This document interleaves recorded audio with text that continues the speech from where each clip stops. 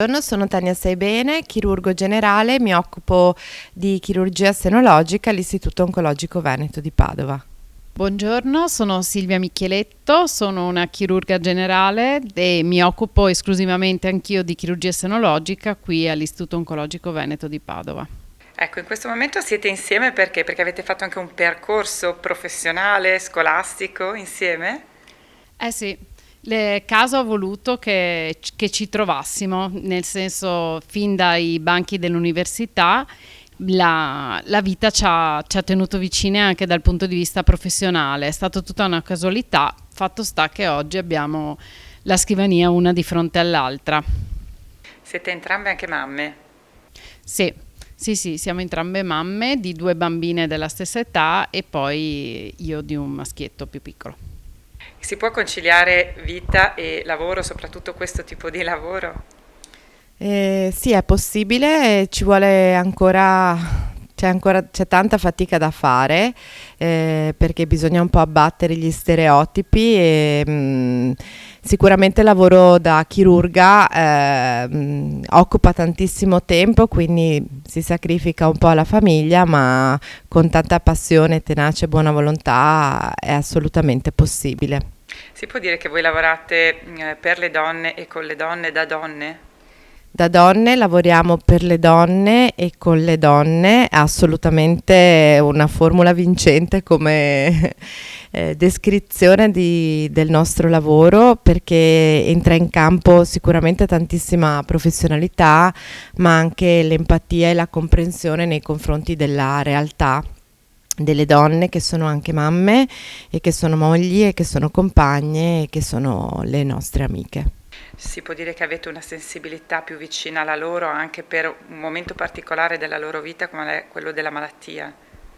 Io credo che vedere questa patologia con gli occhi di una donna che, come ho già detto, è anche mamma e anche compagna e anche professionista, crei un filo di empatia profondissimo e intensissimo.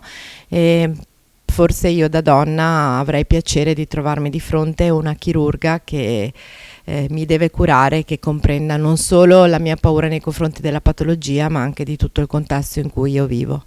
Sicuramente i numeri sono in crescita, ma proprio perché è aumentata anche la prevenzione e quindi questo ci permette anche di trovare dei casi, di diagnosticare dei casi che sono ancora all'inizio e quindi hanno una possibilità molto maggiore di cura.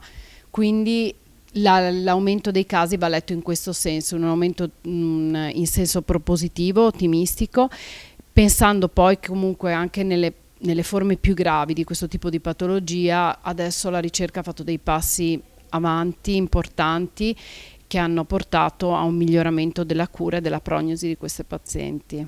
Ecco, oggi è la festa della donna, sappiamo che il tumore al seno comunque dà tutta una serie di complicazioni anche dal punto di vista estetico, come si può conciliare tutto questo con il rimanere comunque donna e femminile? Ecco, io penso nell'importanza di rivolgersi in questi casi ad un centro specializzato come quello che c'è qui allo IOV di Padova.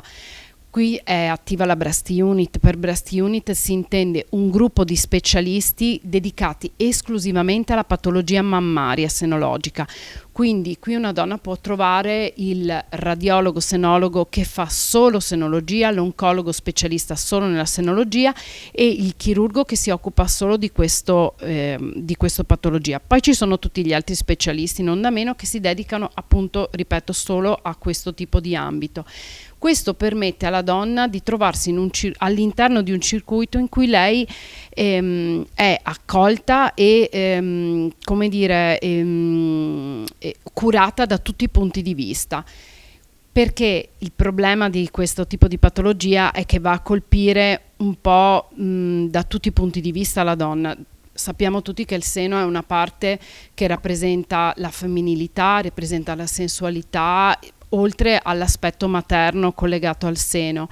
Quindi di fronte a questo tipo di patologia dobbiamo pensare che è a quanto la donna venga coinvolta e quindi anche a restituire non solo una cura e quindi migliorare la prognosi di vita, ma soprattutto anche restituire un aspetto bello anche dopo aver tolto la malattia. Una donna poi, una volta che ha superato tutto, deve guardarsi allo specchio e comunque piacersi, e questo è quello a cui noi puntiamo col nostro intervento da chirurghe. Ecco. Voi due siete chirurghe e senologhe, parliamo anche appunto dei posti dirigenziali, tra virgolette, o comunque all'apice. Voi siete in prima linea, però si può fare di più? Si può fare di più, sì. Noi adoriamo il nostro lavoro, ci piace. Per quanto riguarda le possibilità di carriera, in Italia siamo ancora un po' lenti, ecco, per quanto riguarda la posizione al femminile, per cui si fa più fatica, ecco, come donne a raggiungere dei posti dirigenziali, per quanto magari abbiamo le stesse carte, le stesse possibilità dei colleghi uomini. Nonostante i numeri, tra l'altro, delle specializzande stia aumentando. Sì, i numeri parlano chiaro e l'ambiente chirurgico sta nettamente aumentando come quota rosa, assolutamente. In questa giornata della festa della donna, qual è l'augurio che da questo piccolo mondo volete fare?